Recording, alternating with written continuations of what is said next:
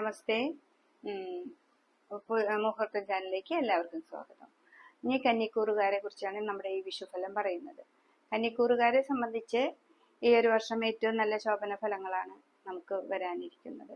അപ്പൊ ഈ വിഷുവിനെ സംബന്ധിച്ച് ഒരു വർഷക്കാലം, ഈ മേടം മുതൽ അടുത്ത മേടം വരെ ഇവർക്ക് സാമ്പത്തികമായി പുരോഗതിയും മറ്റുള്ള കാര്യങ്ങൾക്ക് എല്ലാതും, അതാണെന്ന് വെച്ചിട്ടുണ്ടെങ്കിൽ നമ്മുടെ മുടങ്ങിക്കിടക്കുന്ന കാര്യങ്ങളും, പിന്നെ അതുപോലെ നമുക്ക് വീട് പണിയോ അല്ലെങ്കിൽ നമുക്ക് പുറത്തേക്ക് പോകേണ്ട വല്ല കാര്യങ്ങളൊക്കെ ഏറ്റവും നല്ല ഭാവത്തിലേക്കാണ് കന്നിക്കൂറുകാർക്ക് വരുന്നത്.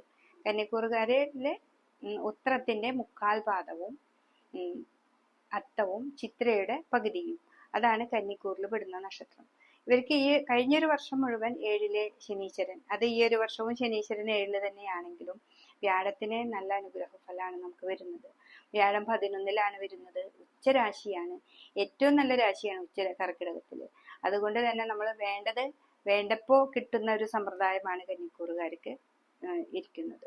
എന്ന് വെച്ചിട്ടുണ്ടെങ്കിൽ വ്യാഴം 11-ല് വ്യാഴത്തിന് ഏറ്റവും ഉച്ചരാശിയിലാണ്.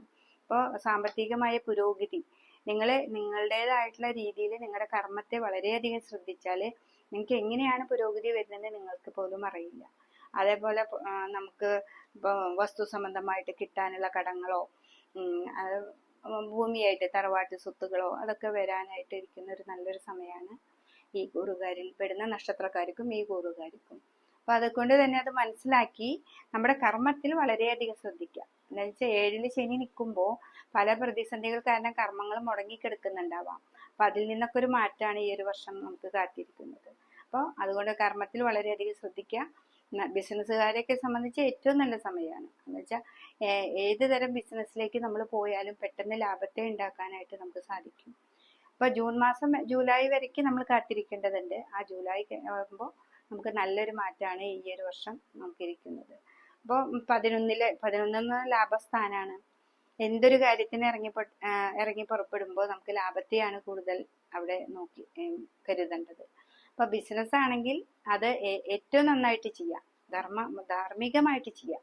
7-ലെ ശനി നമുക്ക് എപ്പോഴും ധർമ്മത്തിന്റെ പാതയിലൂടെ സഞ്ചരിച്ചാൽ മാത്രമേ നമുക്കിവിടെ ലാഭത്തെ കിട്ടുള്ളൂ. 7-ലെ ശനി നിവർത്തിക്കുന്ന ഒരു ആളും കൂടിയാണ്. അപ്പോൾ ശനീശ്വരനാണെന്ന് മനസ്സിലാക്കിയ വ്യാഴവും നമുക്ക് അനുകൂലാവസ്ഥയാണ്.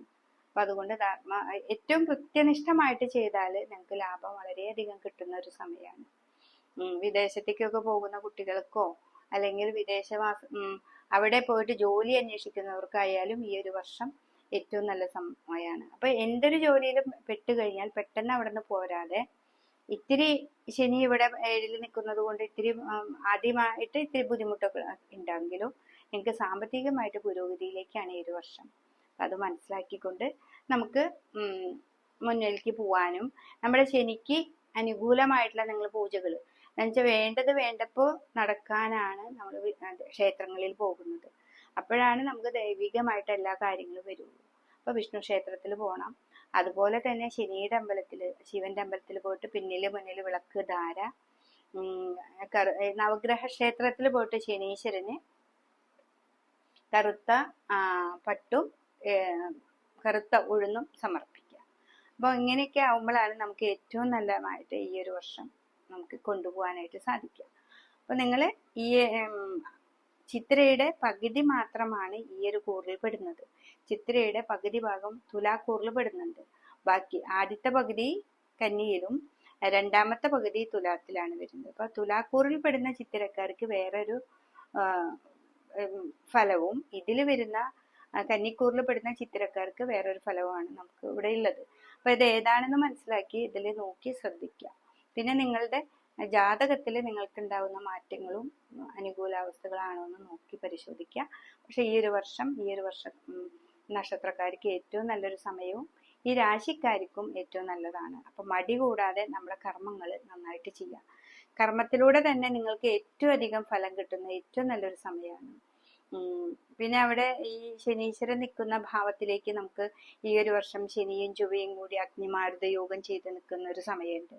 അപ്പൊ ആ ടൈമിങ്ങിലൊക്കെയാണ് നമ്മൾ എപ്പോഴും വിഷ്ണു ക്ഷേത്രവോ ആയി ബന്ധം വേണം, ശനീശ്വരനെയും വേണം, ചൊവ്വയ്ക്കും നല്ല പ്രാധാന്യം കൊടുക്കണം.